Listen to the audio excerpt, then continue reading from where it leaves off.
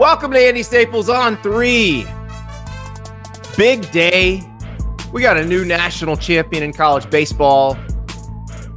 We got some recruiting talk with Steve Wiltfong later. We have a potential big rule change coming in college football. We'll talk about that with Pete Nakos.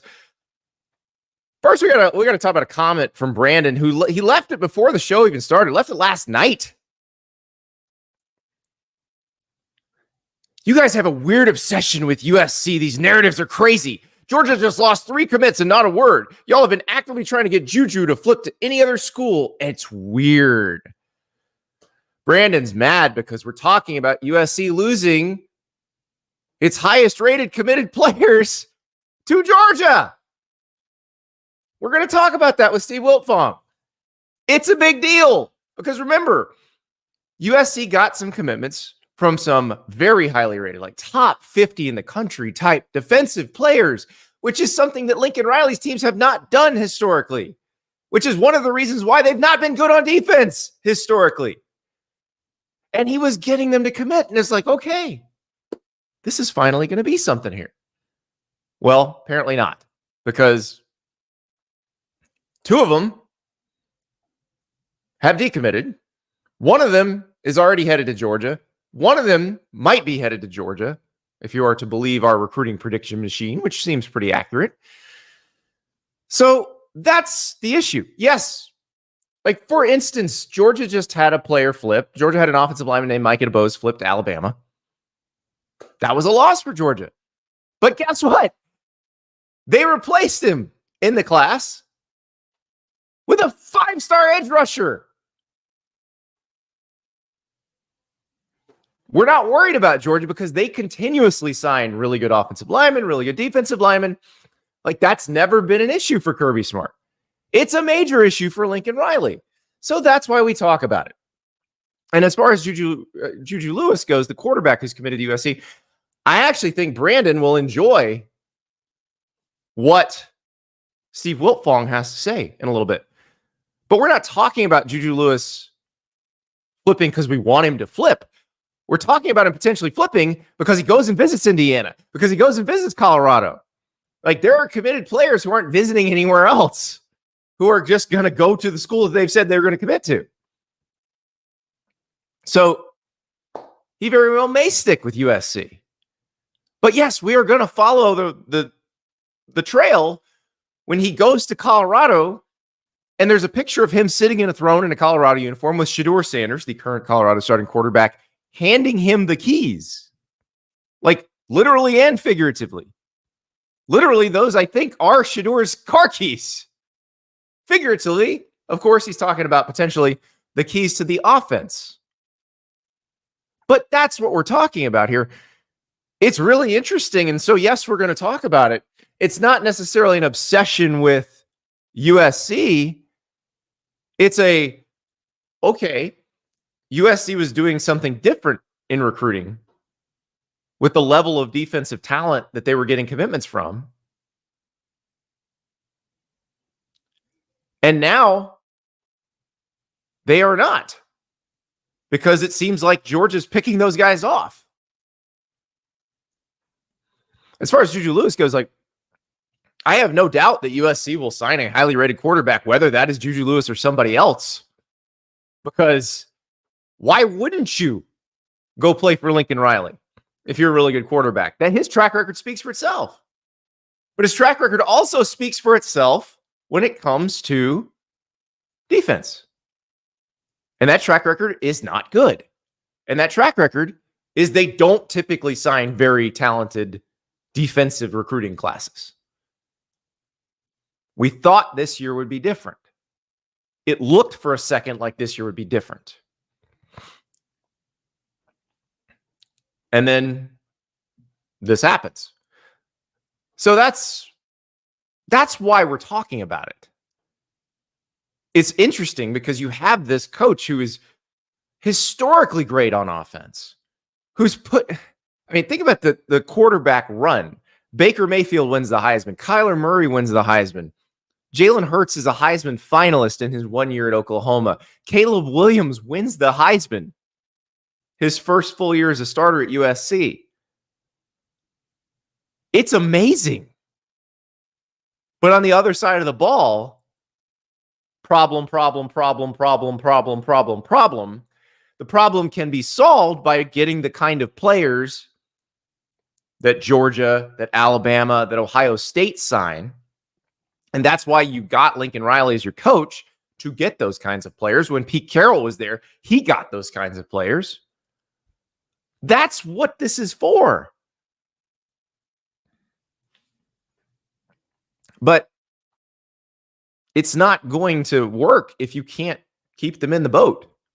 So yeah, that's why we're talking about it. We'll talk about it more with Steve Wiltfong, find out what USC can do now, because there's a lot of golf left between now and signing day in December. So they can still bolster that class. They can still get some of those guys, but that's what they've got to do. We are not worried about USC offensively. None of us collectively here at On3, you in the commentariat there, none of us are worried about USC offensively. But defensively, yeah, they have to get better. And the way you get better is by bringing in the best raw material. They have not done that. We thought they might do that. But we'll talk about that more with Steve Wiltfong. First, let's congratulate the Tennessee Volunteers. Daddy hats for everyone. I feel like our guy Grant Firking, who runs the On3 Elite Series, former Tennessee walk-on wide receiver, I don't know if we're going to get him back from Rocco's. I don't know how much he spent on Jell-O shots at Rocco's in Omaha, but I'm told the number is staggering. Staggering.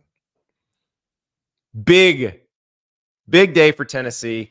The first number 1 overall seed to win the College World Series since Miami in 1999.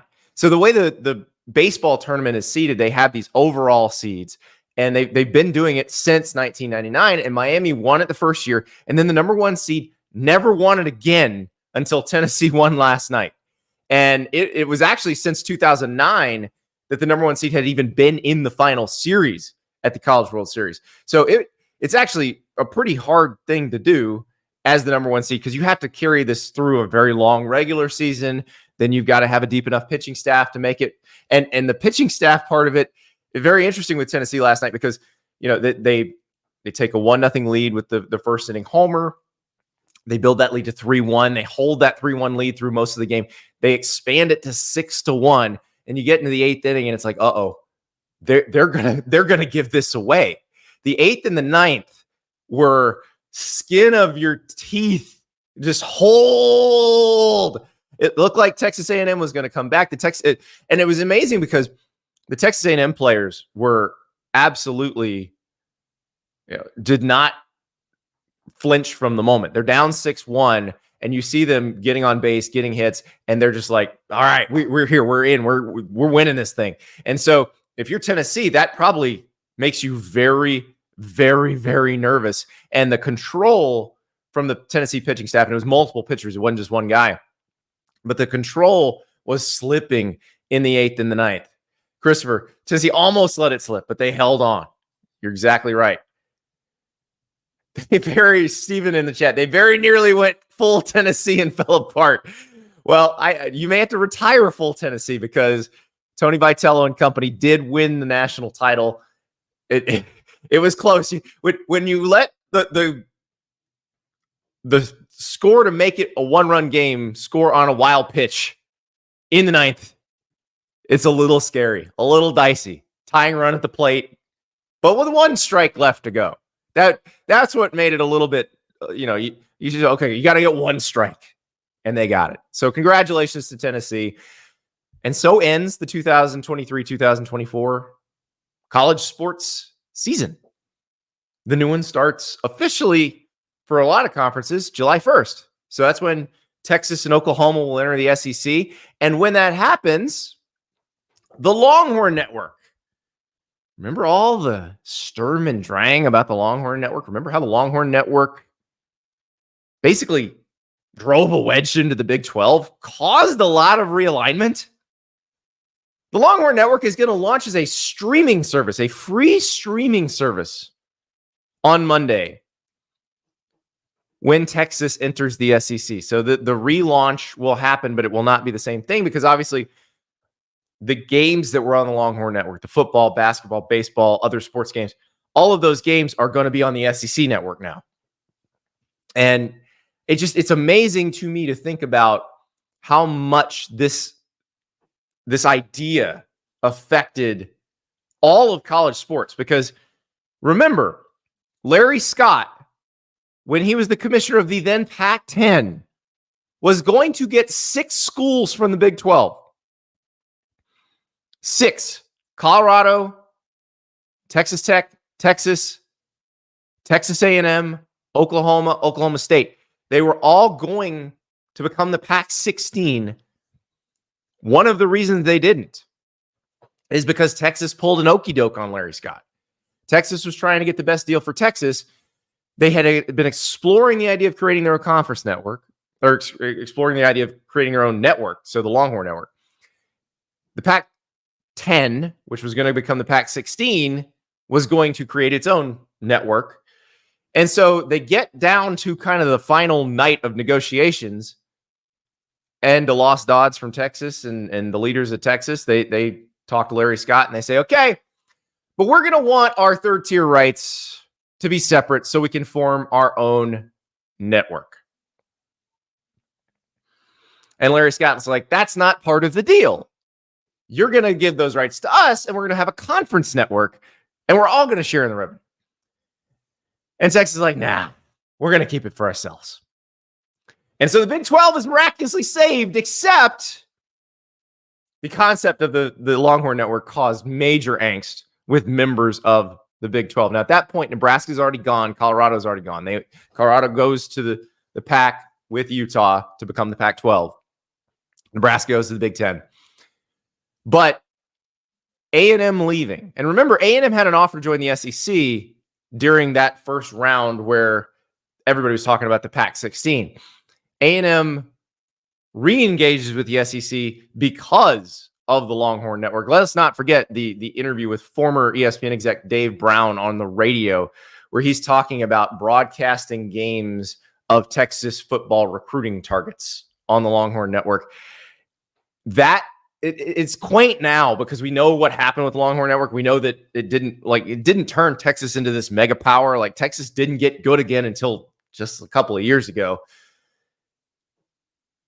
But it was the ultimate fear of all those other schools that it would create this insanely prohibitive competitive advantage for Texas. It never did. In fact, it basically wound up being people making fun of the lack of availability of the Longhorn Network. I think they had Friday Night Lights reruns going for a while, which, Texas forever. But it is amazing that now all of that, the games go to the SEC network, and the library and the coaches' shows and all the stuff that they'll create from here on out will be on this Longhorn Network streaming service. The name will remain. The logo will remain. It's just one of those things when you see it now, it's just going to be like, wow, I remember 2011. I remember how this all started. But it's just a streaming service now. They say those streaming services are the future. We'll talk to a man who can predict the future. Pete Nakos. The great Pete Nakos. Pete, you were like 12 years old when all that stuff happened. How aware of you were you of the Longhorn Network and the impending danger to Western civilization that it posed? I'm not gonna lie here. I knew that the Longhorn Network existed, but I'm not gonna pretend and say that I really recall the impending disaster it could have caused in realignment. So, Pete, there were meetings, like Board of Regents meetings, called after it came out that the high school games were going to be on the network. Then they made a rule that, like, it was a whole thing. Like, this Texas was A&M and Texas probably would have been together in the same conference all along if not for this network. I think this was when I just knew Andy Staples by his byline at SI. Yeah. Well, I did write a lot about it at the time. So yeah, we got to talk about something that is happening now, though, that is very interesting. The NCAA Division I Council is meeting, and this is something that has been talked about over the past few years, but it is possible that within the next couple of days, there will be a vote and a ruling that all of those analysts that work in these college football programs, they'll actually be able to coach on the field. Yeah, so this was something that came up a year ago and actually failed to make it and really become the law of the land. But now it's back up. The D1 Council meets Tuesday and Wednesday this week in Indianapolis. It's a 40-person council representing the 32 Division I conferences. And yeah, I mean, the best way I have been able to describe it to some people who have gotten like a little bit in the weeds is, imagine if every analyst and quality control person that Nick Saban brought to Alabama could also coach on the field, and the impact that would make.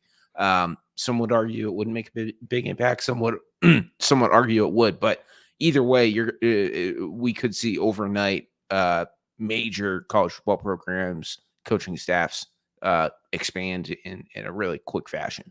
Well, and I'll, the one closest to me, Florida's had this issue where fans have said, okay, you have this problem where you keep sending out 10 on the field goal block team, but you keep having an analyst run special teams.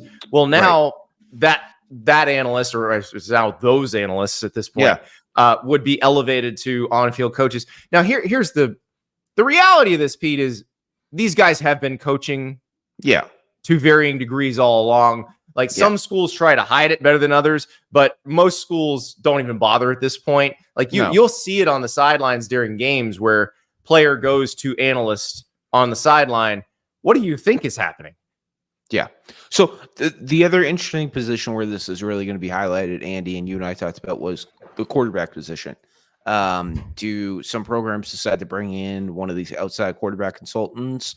Or how about for some of these programs where you really have an offensive coordinator, head coach sort of role, and there really isn't somebody spending the most time with the quarterbacks at practice? Or even if you want your OC to only focus on the overarching plans for the offense, and you just want somebody working with your quarterbacks, that's going to be an interesting development to watch. And the other thing I'm really keeping my eye on too was reading this proposal yesterday when I was working on my story. And so there still can only be 11 off-campus coaches recruiting, and that includes a head coach, so 10 assistants and a head coach. But that head coach can choose any 10 assistants, from my understanding. So let's say you want to recruit this really savant, right, a really good recruiter, and maybe you need to grow him into being a really great on-field coach, but you could still theoretically employ them on your staff and have them go off campus. Oh yeah, and that I think makes this very interesting. And what you're going to see, and this is because a lot of times you've had these uber recruiters, these really good recruiters. They are in an on-field coaching role. They are a position coach, but they're not particularly good teacher of the position. They don't really, they don't really add much from an on-field standpoint, but they are necessary as recruiters. And you're going to see those guys get assistant position coaches who will actually be the position coaches. And it's like a big joke that we've had over the years. Like I always tell people, like, let's say you have a wide receivers coach. I'm not naming names here, but let's say you have a wide receivers coach who, when the offense comes off the field, they meet with a GA who might possibly now be a head coach. And your receivers coach stands near the sideline waving a towel and cheering on the defense. Is that person really your receivers coach? I don't think they are. So, but that's been going on for a long time. Like that's been going on for a while. And the argument was always, okay, it would widen the gulf between the haves and have-nots. Pete, have we gotten to the point where that they're finally just accepting, like, Akron and Ohio State aren't the same and never will be? Yeah, I think that's this. And you pointed this out yesterday, not to go into the legalities of it, but this is like another class action lawsuit waiting to happen. Yeah. This is one of those things that the NCAA needs to kind of get through, just so it's just a one less legal factor they have to deal with. The other interesting thing to me too, Andy, is, do we see a coaching carousel in the next 2 weeks if this comes together in the next 48 hours?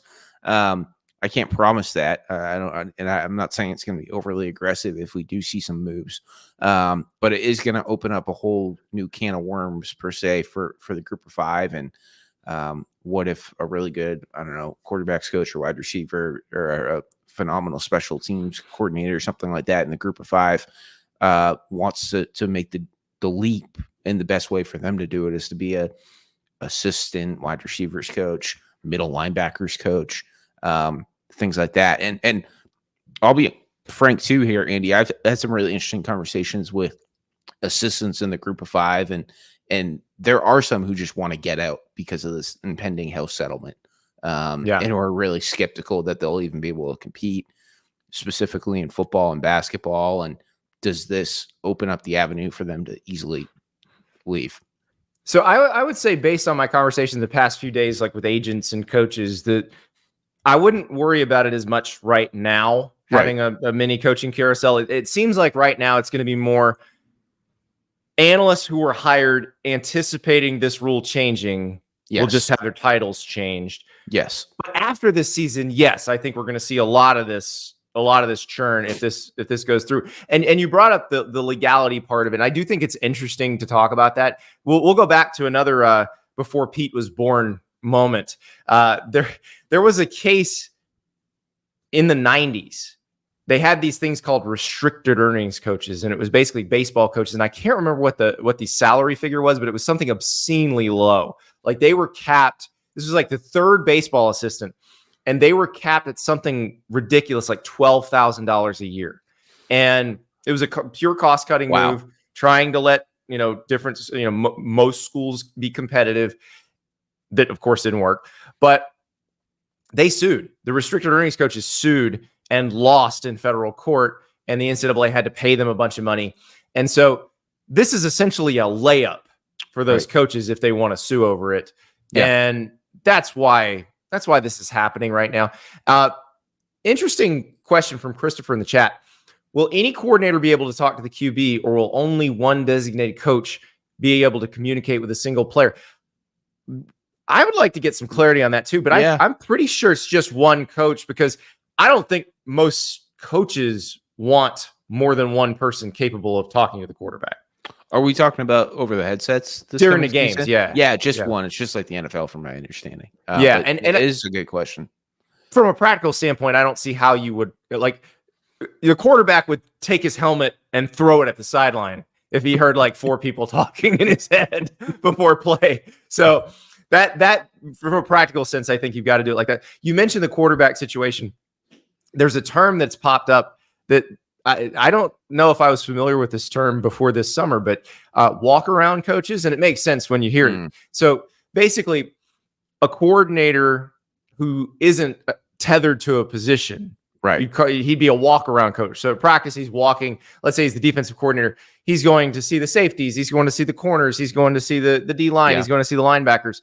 And that is, exactly. That's exactly and what Jim Knowles does. Yeah. So you're going to see more of that probably. And also, I was thinking about this, Pete. You just mentioned the quarterback situation.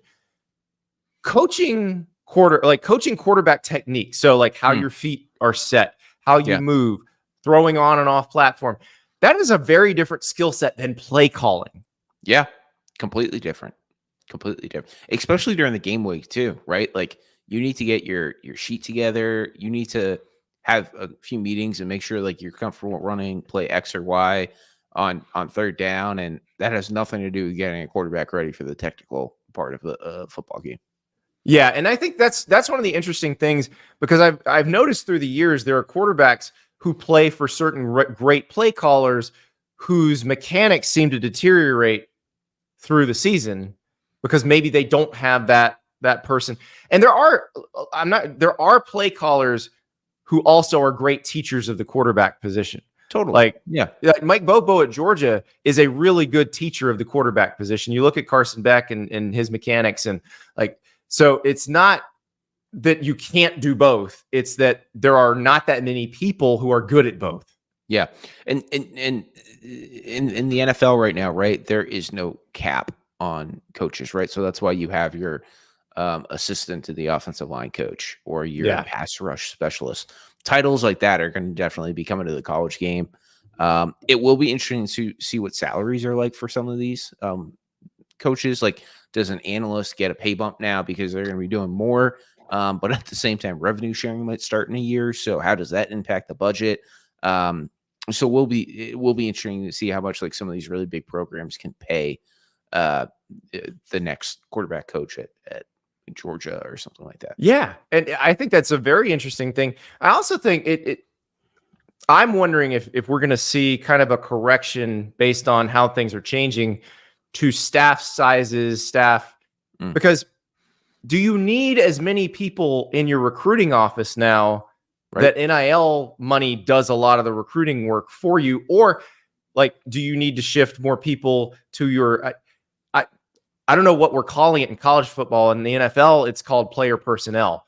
Like the scouting the other teams in the NFL is that group. Like scouting the other teams in college football, it feels like you want a bigger department there than you've had before. That's becoming a big thing too. I know multiple programs across the country are now, they have some positions where a guy literally like spends time scouting the opposing team, but also spend much more time thinking about college football outside the building than the coaching staff. And I mean, I spent so much time in the transfer portal. That's why some of these staffs they've watched enough tape where they understand, okay, player X or Y in the ACC or the Big Ten. I mean, if they go in, we need to get involved because their upside's really good or they had a really great year. And I mean, don't kid yourselves. None of the head coaches in the SEC and the Big Ten and ACC and Big 12 have any idea what's going on during the season. They're a little busy in their locker room. Yeah.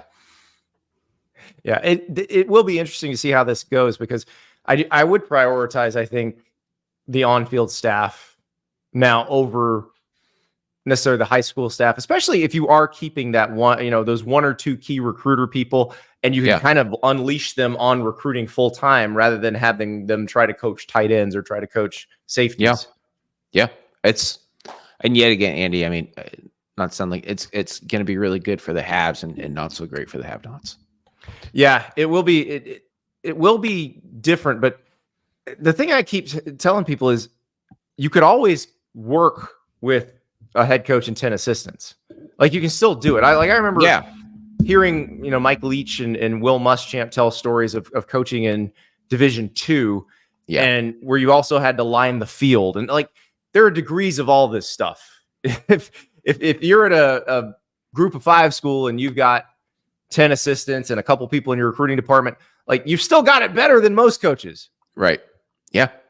100%. So, now, I do want to talk to you about one other thing that popped up last week that I found very interesting, and that's Houston Christian, formerly Houston Baptist. If you're a draftnik, we had Jalix Hunt on the show during the Senior Bowl. He played edge rusher at Houston Christian. But Houston Christian is an FCS school. They're in the Southland Conference. They actually have challenged the House settlement, basically saying, hey, we don't feel like we should have to foot this much of the bill for this thing, because remember, the 4 power conferences are paying, I believe, 23% of the settlement, and the non-power conferences are paying 35% of the settlement. So now spread out over 28 conferences. But this is interesting, because do you think anybody else might actually challenge this thing? So my initial reaction when I saw this was, one, this is really interesting, and 2, why are they doing this? Because the only thing that's going to happen to Houston Christian is that they're not going to get cut off, but it's also just going to bring them much more scrutiny. At the same time, though, some of these Division I members who play FCS football and obviously D1 basketball are really going to have to take a brunt of this payment. And I mean, it's really going to make an impact on their budget. And we talk about budget cuts and things like that right now. Like, at those levels of college sports, like, we're talking about back office staff getting cut, or we're talking about like development stuff being cut. We're not, and like, these athletic departments are going to do everything they can to not cut sports, but the cash they typically receive from the NCAA that they're not going to receive anymore, that's got a lot to do with their overall budget. opposed to some of these other schools. I mean, that's 10% of their budget, to be frank. It's not just like 5% or 2% at some of these other institutions. Yeah, it's basically the analyst we were talking about getting bumped to quarterbacks coach. Yeah, like that amount of money, but it is that significant to those people, and it's not significant to an SEC school or a Big Ten school, but it's very significant to a Southland Conference school. But the reason I would think most of them won't challenge is because there's always the threat of the SEC and the Big Ten and the Big 12 and the ACC just sort of, we'll take our ball and go home. You need us for the NCAA tournament to bring in that money. Yeah, and I'll give Ross Dellinger credit where it's due. He wrote a great story yesterday in Yahoo about the impending split between. Oh, the scene of the meeting that the Ross scene of the wrote? meeting. Oh my! Yeah. So we'll go to Yahoo and read Ross's story. It's really good. Yep. But he leads with this scene. There's a luxury hotel in Naples, Florida, the Ritz-Carlton. Yeah, so they're upstairs. ACC, Big 12, SEC, Big 10, all meeting with Charlie Baker, the NCAA president. And Ross talks to a commissioner of one of the other 28 Division I leagues. Is like, I don't even know where they're meeting. Yeah. So, but he also really highlights in the story, and we've talked about it on the show, Charlie Baker has cited in the past of how this deal would keep them all together for the next 10 years. And obviously that's when some TV contracts are up. Crazy how that works. Yeah, crazy how that works. So there is an impending split. Yes, the Power Four are gearing up for a split. Houston Christian's move in this lawsuit, I think, just highlights the major, massive gap between the two. I was going to use a bigger word. It didn't come out of my mouth. No, gap is fine. Chasm, ravine. I was trying to say chasm. Just wasn't. Chasm is a good word. Yeah, it's a great trying word. to say chasm wasn't coming to my head. But anyways, Houston. The other really not mind-boggling, but really interesting part about this is like Houston Christian has really put its neck out there now. Like they officially have an X on their back. Like it's quite the move. And if I could have predicted it, I would have thought like 2 or 3 of these schools would have come out together to kind of make a bond. But no, Houston Christian, they're fighting. I don't remember what TV show it was. There was a TV show where somebody was on the log flume ride, sort of like Splash Mountain at Disney, and somebody gets thrown off, and a guy's like, "You ruined it for the whole log." And that's what I'm thinking of Houston Christian right now with its FCS brethren. Like, no, we still need the money from them. Yeah, I mean, and they're going to have their chance, right? They filed their brief, and it's going to go in front of the judge, and it also starts the longer process where athletes in the back damages class are going to be able to object and things like that. So it's going to be very interesting. It's going to give you a heck of a lot to write about. But right now, we just wait on the Division I Council to see if we got a little mini coaching carousel to start. Fun. Pete Nakos, thank you so much. Thanks, Andy. All right, little programming note, by the way. So this week, we've talked a ton about the EA Sports video game coming back. They're going to do some drops this week. They're dropping their 25 toughest places to play at some point on Tuesday, which I cannot wait to see. And I've actually done my own top 25 list of toughest places to play. And so we're going to put that out after they put out their list, and we'll compare the two. I think it'll be really interesting, but I'm kind of trying to think about it from a video game perspective, because I was thinking about, like, I was trying to rank the toughest places to play, and I was like, okay, I need to divorce this from how good is the team inside. Because, like, Georgia might be number 1 right now because you have to play against Georgia when you're playing at Sanford Stadium. But is Sanford Stadium necessarily the toughest place to play if, say, LSU is firing on all cylinders and Tiger Stadium is at full roar? Like, that's the question. And so, because in the video game, you can take any team in dynasty mode and turn it into a national title contender. So which stadiums should you use to your advantage, and which ones would be more advantageous? And I'm thinking about terms of architecture and all of that stuff. So we will talk about that later on Tuesday. If you don't catch that video on Tuesday, we'll talk about it here tomorrow as well. So don't worry, we're definitely going to talk about that. And they've got a couple other things that they're going to be putting out their best offenses and defenses in the game, which I am fascinated to see. And then looks like a little bit of player rating reveal coming up. So that's something we've all been waiting for. But, we rate players here at On3 as well. We just wait. We do it before they get to college. And that brings us to the great Steve Wiltfong, the man behind the Fong bomb. Steve, a lot of 5 stars moving around, flipping, decommitting, not committing, visiting. This has been a very busy couple of weeks. Good morning, guys. It's Groundhog's Day. Every year, same stories, new names, rinse, wash, repeat. That's recruiting. And it's been going on forever, man. I've been covering recruiting for 20 years. And these college football coaches, you give them an opportunity to make their pitch to you, they're going to be very convincing. They didn't get these jobs by accident. The more people you talk to, the more likely you got a chance to rethink your college decision. And it's flip season. It's offer season. It's money season, and kids are trying to make their college commitments before they start their senior seasons. Steve, I was going to warm you up before we got into this, but we had a comment on the USC thing basically left as soon as I set up the stream last night for this deal, where Brandon says we have a weird obsession with USC. Georgia just lost 3 commits and not a word. Y'all have been actively trying to get Juju to flip to any other school. That's weird. And Mike, before you came on, says, oh my God, how many videos lives is On3 going to talk about a committed player visiting a school in a week?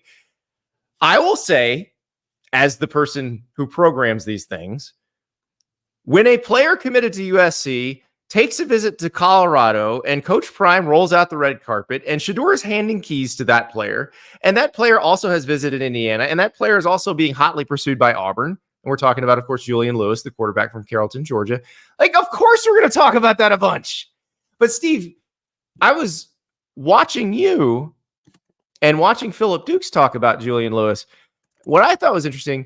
Let's reassure the USC fans a little bit, because you seem a lot higher on the idea of him sticking with USC than maybe all of this visiting suggests. Are you rolling? Were you rolling B-roll? Sorry, I thought you said you're. Oh no, we're just talking. Oh yeah, no, I think that there is a chance that Julian Lewis, if you're asking me stick or flip, I think stick, as I talked to you this morning. Yeah. But that certainly doesn't mean that I'm ruling out Auburn or Colorado. I would think after a conversation I had yesterday, I would point towards Colorado in better position than Auburn. Auburn trying to perhaps flip another quarterback, KJ Lacey, longtime commit to Texas. That could be ramping up on the Plains right now as Auburn's looking for their quarterback in this cycle. But Julian Lewis, there was some time where I think when he was talking about reclassifying, he was also thinking about perhaps reopen his recruitment. But then you get Lincoln Riley comes and visits the school. He goes out to USC in the spring, goes out there in the summer for his official visit. He knows what USC is. He knows the opportunity there, what Lincoln Riley's done offensively, what Lincoln Riley has done in developing quarterbacks, turning them not only into the Heisman Trophy winner, but the #1 pick. And the other thing the family pointed out to me is how healthy Lincoln Riley quarterbacks typically stay under center as another point of emphasis. And so that's something major to walk away from, and the magnitude of that is well known around the Julian Lewis camp. But this is a process with a lot of moving parts for a lot of these prospects, and he's gone out and taken some visits. Also went down to Indiana, where he has a close relationship with quarterbacks coach and co-offensive coordinator Tino Sunseri. Great visit to Colorado this weekend. Obviously, the whole town rolled out the red carpet. It got a lot of action on social media. I think that's one of the reasons why he likes Colorado, the microscope on Colorado football and the way your platform can blow up playing for Coach Deion Sanders and that staff on that stage is certainly something that can be beneficial for you from a social media standpoint. But USC, I'm still in the stick department right now, but I mean, that recruitment's still moving too. It's, Yeah. Well, and the way you put it, and we talked about this at the beginning of the show, like if you're the quarterback Lincoln Riley wants, And you look at that history. The health part is something I hadn't even thought of, but you're absolutely right. Other than Caleb Williams in the second half of the 2022 Pac-12 championship game, I can't even remember an injury to a Lincoln Riley quarterback. Like Baker Mayfield was very healthy. Kyler Murray stayed healthy. Like that. That's an interesting point that I hadn't even thought of. But yeah, it's hard for me to imagine, just looking at the recent history of Lincoln Riley quarterbacks, that if you are the person he's decided he wants, that you would end up saying, no, thanks, I'm going to go somewhere else. That Caleb Williams class, Andy, Brock Vandegrift was committed to Oklahoma. Right. Lincoln Riley recruits one quarterback a year, and he's loyal to you. And for Julian Lewis, he recruited him originally as a 2026, but pretty much knowing that he was likely going to reclassify to 2025.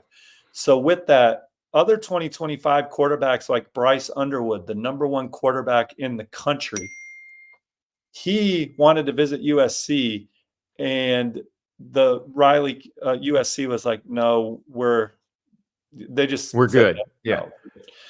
So that was before Julian Lewis committed, even in August. So then Julian Lewis commits, reclassifies. You see why they were never offered a 25. They only offered Julian Lewis in the 2026 class. But where I'm going with that is Brock Vandegrift was his lone target. He was committed. Then Brock decided that he wanted to stay closer to home. His high school is right down the road from Athens, goes to Georgia. Maybe, ultimately would have been the starter at Georgia, but is now transferred to Kentucky. And he's still writing his own script there and has a chance to be a draft pick. But Lincoln Riley pivots to Caleb Williams. Caleb Williams commits to Oklahoma, follows him to USC. The rest is history. #1 pick, Heisman Trophy winner. And that I think is something that the Lewis camp, if they know that if they don't play for, I've kind of had this dialogue. They know if they don't play for Lincoln Riley, someone else is. Yeah. Someone else is going to be a starting quarterback, and his track record is pristine. I mean, there's no, Ryan Day has a great quarterback track record, but Lincoln Riley's is the best one. I mean, there's only a few people breathing that air, and Ryan Day they can say we have maybe the best quarterback in the NFL coming up. So certainly everyone has their different legs to stand on, but Lincoln Riley quarterbacks, Georgia tight ends, there's just some places where you get that Iowa tight end too. Yep. And not necessarily to be a first rounder, but just to be a draft pick. And that's pretty damn good thought too. If you're a tight end and Iowa offers you, how do you turn it down, man? They got walk-ons in the league, a couple of them. Exactly. Yeah. LeVar Wood says, be in my position room. You're going to make it. There. If you start, yeah. I mean, that doesn't, not all of them, but if you are the starter, Yep. So, I mean, obviously you got to get there and earn it from there, but you go bet on yourself at a place like those. Well, and the Riley thing, because, most schools sign a quarterback a year, which usually means that for every one that hits, 3 probably don't. With Riley, it's actually a little closer to 50-50 and maybe more than 50%, because, if we're talking about the ones that quote unquote didn't work out, Malachi Nelson obviously transferred to Boise State. Spencer Rattler winds up transferring because Caleb Williams took his job. But Spencer Rattler still got drafted. He just got beat out by Caleb Williams, man. I mean, who knows how that works out between the two if Caleb Williams doesn't come in, And Lincoln Riley, that's another thing, best player will play. So, there's a lot of, if you earn it under Lincoln Riley, you're going to play. He's not, and so I'm in the stick camp, but certainly it's recruiting. Anything can happen. Deion Sanders every year, going back to Travis Hunter, has had a major recruiting win, an eye-popping one. And so you can't count them out. Who's it going to be this cycle? Could it be Julian Lewis? There's obviously a lot of positive buzz from people that spent time with him over the weekend. How could you not? I mean, there was a burger at a restaurant named after him.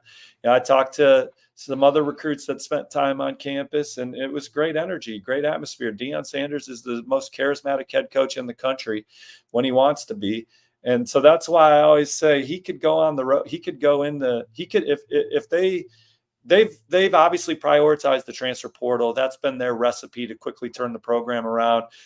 and they're optimistic that this year they'll break through. And so they're writing their script, and we'll see what happens with that. But I've always felt that he could crush the high school ranks, and he would have 2 full high school recruiting classes in already and working on a third. Could you know, when Nick Saban retired, I called guys like Ryan Kelly and Ari Kuendigio and did a little story about what it was like to be recruited by Nick Saban. And they talked about how they just still remember vividly what it was like when Nick Saban walked into their school. It would be like that for Deion Sanders. Times 1,000. And so I just would be excited to see what that would look like if they prioritize the high school trail. But they have a few targets that I identify as instant impact players. Julian Lewis is one of them. That's certainly a place to play early. USC could be a place to play early. Auburn could be a place to play early, and certainly Indiana for a player of that magnitude as well. Although I like the quarterback they recruited in Tyler Cherry. There's going to always be competition, but Julian Lewis, you know, he's the Gatorade Player of the Year finalist, Gatorade Player of the Year in Georgia. He's played as competitive high school football as just about anyone in the country, and so, you know, he'll have a chance to go in there and compete year one. But as we kind of just conversate here, a lot of these quarterbacks that hear their names drafted early, they don't play right away. You know, they Carson Beck is going to be a good example of that. But even like CJ Stroud and guys like that, you know, Trevor Lawrence wasn't the day one starter. You know, guys, you know, it's just always good to come in and be in a stable situation and stay under a stable coaching staff. But you know, there's a lot of factors going on with Julian Lewis right now, and I think Colorado's done some exciting things in that recruitment and have some exciting things going for them. So certainly never ruling them out when they sink their teeth into a top target. But right now I'm still in the stick camp. Before we leave the USC topic, I'll post this comment from Christopher. QBs also look at defense. If you have to score 47 to win, you know all the pressure is on you. So that's Christopher taking a shot at USC. And when USC had that run of really highly rated defensive commits, it was, okay, maybe they are turning over a new leaf here. But then you see Isaiah Gibson decommit, Justice Terry decommit. Isaiah Gibson, he's now committed to Georgia. Justice Terry, who's also like Isaiah Gibson from Georgia, it seems like you guys think that he's probably headed to Georgia as well. How hard is it to keep that type of player when a Georgia wants them? Well, until you play at the magnitude of a Georgia on Saturdays, it's going to be hard to go out of region and land an elite player when there are region schools that are elite. But kudos to USC for getting those guys out on campus, and Eric Henderson and Coach DeAnton Lynn and Coach Lincoln Riley. They're trying to recruit those caliber of players to get USC back on track. But what I will say, and James Franklin, you know, coined it, recruiting's not about who you don't get. It's about who you get. So who's USC going to ultimately end up landing? And then they write their own script about developing. Now, obviously, Isaiah Gibson, Justice Terry, those guys are elite players. I mean, our wives could stick 5 stamps on those guys. You know, they're terrific players that are easy to evaluate, that are freakish football players. USC, Lincoln Riley understands that he needed to upgrade his defense. DeAnton Lynn went out and hired one of the better defensive coordinators in college football last year. Eric Henderson was known as one of the best defensive line coaches in the NFL. You know, they've overhauled that staff. I think we're going to see their players on their roster play at a higher level than they did last year from pure development. And so we'll see who USC rallies with on the trail after losing those guys, and they'll keep swinging for big fish. And, you know, they start playing the way they want to play. They can do what Ohio State does and go into Texas and go out of region and land a 5-star corner from Texas, land a 5-star corner from Alabama. And those aren't easy for the Buckeyes, but it's about who you get, who's USC going to get, and how are they going to develop them. I think you're excited about the defensive coaching staff they put in place. And Lincoln Riley, they had to make over an entire culture at USC, and that's hard to fix. Steve Sarkisian had to do it at Texas. A few guys failed before Sark, and what I mean by that is USC, Texas, they had some splash plays, some splash wins, could be exciting on offense under previous regimes, but they weren't physical around the line of scrimmage. They weren't physical around the point of attack. I think USC likes the way that they're building up that offensive line room through the recruiting trail. Coach Henson's a really good offensive line coach. And then to the point on defense, Julian Lewis is certainly looking at the defensive recruiting. That was one of the things that's, I think has opened the door for other schools is how's USC going to recruit on defense? But so that's certainly something that they're evaluating right now. But I think that they have an exciting coaching staff on the defensive side of the ball. And I'm interested to see what they look like this season compared to last. So let's stay on the West Coast in that. This sounds weird to say in the Big Ten, but Oregon had a ton of talent on campus this past weekend. And look, Oregon has been stacking its roster like a title contender stacks its roster. But tell us about the group they had this weekend and where they stand with some of those guys. Oh, man, it was 5-star extravaganza out there at Oregon this weekend as Dan Lanning and company hosted some of the nation's best prospects, and they're looking for a second straight top 5 recruiting class. And yeah, this is a program that's one that you mark. They have a chance to win the national championship. Excuse me. Man, I need to struggle for you boys, and I don't have a drink in here. That's the thing. We make you talk too much, Steve. That's what it is. We make you talk too much during offer and flip season. And that is entirely our fault. No, and so I don't have my morning smoothie in here, don't have my coffee in here, don't have water in here, so I'm just going to have to push through. But look, Oregon, nobody's recruited the quarterback position in the transfer portal better than them. Going out and getting Bo Nix and then Dylan Gabriel to replace him and Dante Moore, and so on and so on. And certainly they've had some big wins at the skill positions with Evan and then around the line of scrimmage. Now they're trying to build this up foundationally through the recruiting trail as well. Top 5 class last year, top 10 right now, and could easily push into the top 5. They're the number 1 receiver in the country, DeCorian Moore on campus. Mom said it was a great visit. Loved seeing Corey around the other recruits. So it feels like he fits in. He's been to Oregon like 5 times. I know the On3 RPM favors Texas. Certainly that's going to be hard to beat Texas for a player of that magnitude from their state. But, LSU, Ohio State, and Oregon are still in the thick of that one. Jonah Williams is the number 1 safety in the country. I think he's been to Oregon a couple times. He says he'll be back. He's going to play high school, or he's going to play college baseball and college football. The RPM favors Texas A&M, but he's also looking at LSU and others. Michael Terry's the number 1 athlete in the country.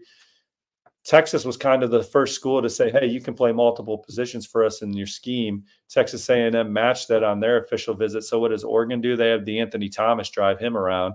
And then they say, you can play like Anthony Thomas in our system. I think Oregon leads for the number 2 safety in the country, Trey McNutt.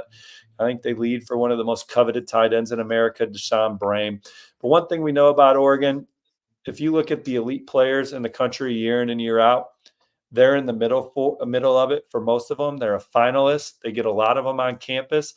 And the way that they've been playing, it's allowed them to win some of these recruiting battles that USC is aspiring to win. So, the results on the field, results on the draft, that will lead to, the results on the trail for the 5 stars. But again, there's a lot of good players out there and a lot of guys with a lot of upside to be developed. And so that's who USC is going to have to pivot to. And there's, so good evaluation. And then they hired those coaches to develop. And, I don't know what that means for USC this year, but I still, you look at Lincoln Riley's track record. He's had some great football teams in his career, and he's typically near the top of college football. And even in his first year at USC, they almost went to the college football playoff somehow. Yep, exactly. And it's doable. Like, we look at Georgia and we say, okay, they get all these 5 stars, but they're also one of the best evaluating and recruiting staffs and developing staffs. You talk about Jordan Davis, you talk about Ladd McConkey. Those were players that other schools didn't. Like, Jordan Davis was committed to South Carolina. Ladd McConkey didn't have any offers. They were worried about Vanderbilt swooping in. Player development, player development trumps all. I mean, look at Michigan. How many top 10 classes contributed to that national championship? Recruiting classes are just a preview of what your football team could look like. The NFL draft and the wins are what dictate what your team really was and how you developed them. Michigan's had a ton of success in the NFL draft. And look, even that Cincinnati team that went to the college football playoff, that was not a product of their schedule. They were damn good. I mean, they had 9 players drafted, including their quarterback. They had a first-round corner, second-round quarterback, second-round wide receiver. So that team Luke Fickell put together, that they played Georgia. If you go the year before, Georgia, Peach Bowl, before Georgia won the title and Cincinnati made the playoff, Cincinnati and Georgia played in the Peach Bowl, and that was a good football game. Yeah, Cincinnati lost one of their offensive linemen to a targeting call that changed the game because they just weren't as deep. But you're absolutely right, and we had Luke Fickell on the show because I was saying, that second class you had at Cincinnati, is this for the second class at Wisconsin going to do the same thing? Because like you look at that second class at Cincinnati, and it's like half the starting lineup of that playoff team. So it's. Yeah. And nobody knew what Sauce Gardner was going to be. Nobody knew what some of those players were going to be. They just knew he had some upside. Look, and then these kids get in there and they write their own script. But for Georgia and Alabama, people are like, it's so easy to recruit at Georgia. It's so easy to recruit at Alabama. Are they really recruiting? So I'll say 2 things. Yes, they are really recruiting. There are some other good logos out there.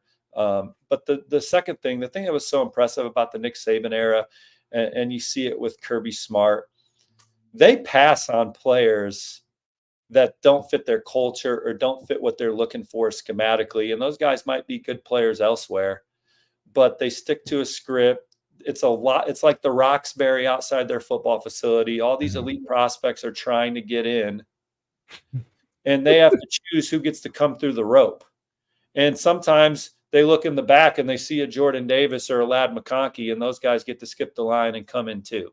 And then they have great strength and conditioning, great player development. I mean, Georgia's practices are as physical as any in the country.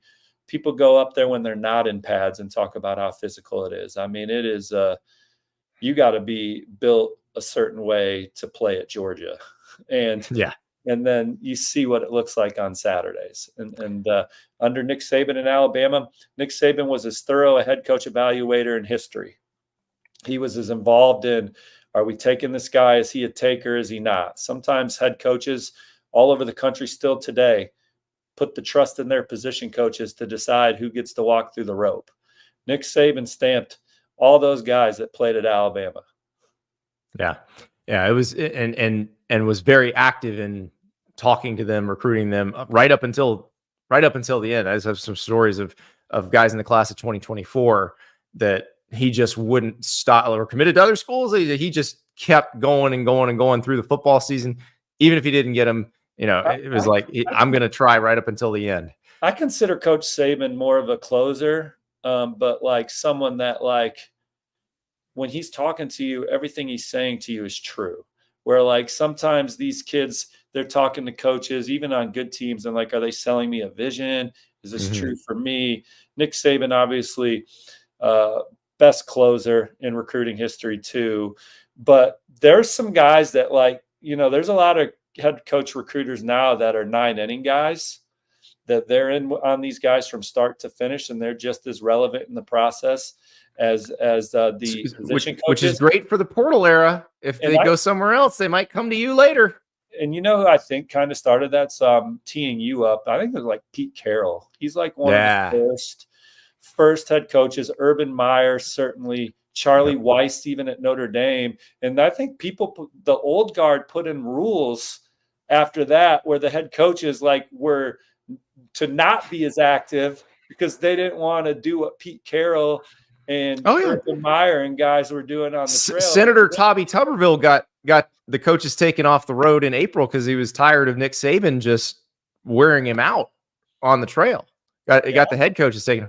So my recollection of early Nick Saban is not as strong. I just know at the end of his the last 8-9 years, he was just a great closer. And it was the early was the same though. The early, like a lot of the stuff that was established early endured, where he'd say, you know, he had their top targets. Nick Saban personally recruited all of their top targets. And it was like, I'm calling this guy this, you know, once during the once a week call we get, I'm making that call. And a lot of head coaches just didn't want to do that. And it was interesting. But I'm glad you mentioned Nick Saban in Alabama, because one of the big questions when Nick Saban retired and Kalen DeBoer got hired is Kalen DeBoer going to be able to recruit at the level that Nick Saban did? And I think it's a fair question. And like, to even expect anyone to be close is asking a lot. But given what we've seen in the last couple of months, it sure seems like Kalen DeBoer is going to keep this thing rolling. Well, when you talk about someone replacing Nick Saban, it's humongous shoes to fill.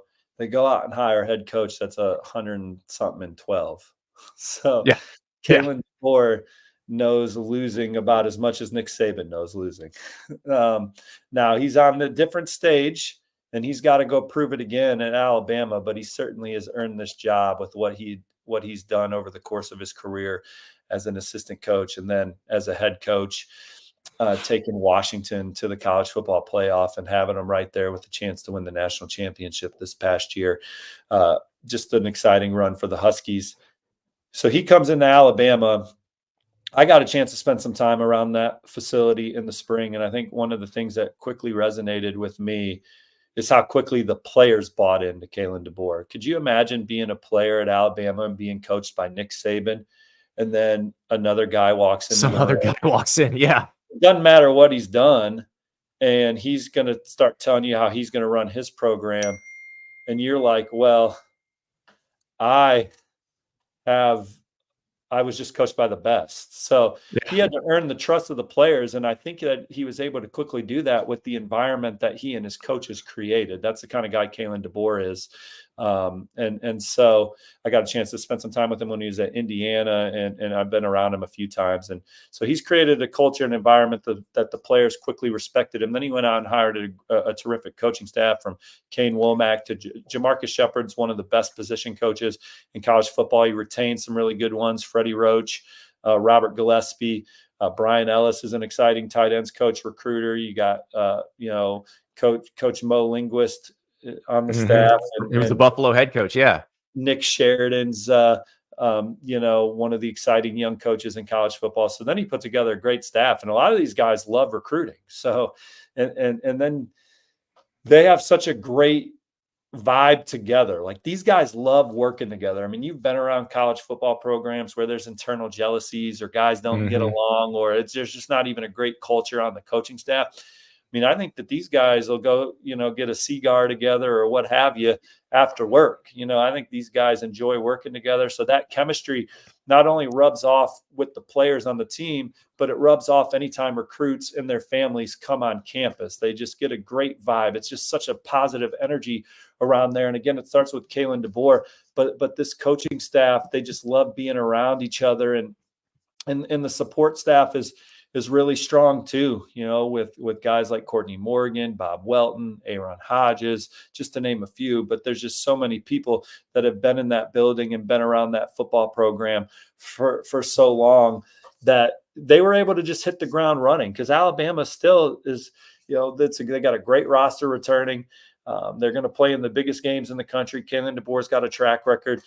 The NFL draft's going to be big again for Bama next year, and what these guys have done at other places, they got NFL track records. So, these kids see it right away, and so they come on campus, they fall in love, they see what Bama's been, and they see what this coaching staff's been, and then Nick Saban still has a presence around the program. So it's easy to see why they're crushing it. So while we're on the topic of replacing legends, but I want to let you go with this one. I think, there's been a little concern among the Michigan fan base about Sherrone Moore's recruiting, and in the early months of his tenure, is like, okay, what's this going to look like? It seems like now it's settling in, and they're starting to get those commitments. And was it a case of some of these guys just needed to get on campus and meet the new staff and see what was going on in Ann Arbor before they made that decision? Well, I think anyone that gets caught up in is Michigan doing a good job recruiting or not hasn't been paying attention to the last couple of years, where they are truly one of the few schools where it is irrelevant with the way that they've developed their players. I wouldn't get caught up on star rankings with Michigan. But with that being said, they're now pushing for a top 10 recruiting class. And I think it was just a matter of the timeline of the guys that they were recruiting. When were they ready to commit? And so for some schools, some of their top targets, they were able to get in the boat early. Maybe they were squeezed to get in the boat early, or maybe their timeline was just, hey, I fell in love with this school and I'm ready to commit. But for Michigan, their top targets, the guys that they wanted to commit, the guys that they wanted them to say yes to, and they were going to say yes, their time was this summer. And so guys have taken their official visits to campus, and they're heating up, and they're trending for several more. And this has got a good chance to be a top 10 class on the heels of a national championship. You got a new head coach, you got a new offensive coordinator, you got a new defensive coordinator, you got a new strength coach. But a lot of those guys had previous ties to the program in some shape or form. So I think that the recipe is still there. And so I'm still super, super high on Michigan and the trajectory of this new coaching staff. Well, and that's the thing, that especially on the offensive side of the ball, like if Sherrone Moore's in charge, it gives me confidence that they're going to have a good offensive line always. And that if whoever they identify as an offensive lineman they want is probably going to be a very good one at some point. So it is, I feel like there's a little bit of a cheat sheet here. A lot of new coaching staffs you don't know, but I feel like we do, at least on that side of the ball, have an idea of what it's going to look like, and they can sell it. Well, and then on the defensive side of the ball, Jim Harbaugh, he made 2 elite hires. One's now the Seahawks head coach, Mike McDonald, yeah. And then he takes Jesse Minter with him, and he'll be an NFL head coach, I would imagine, in the next 3 to 4 years.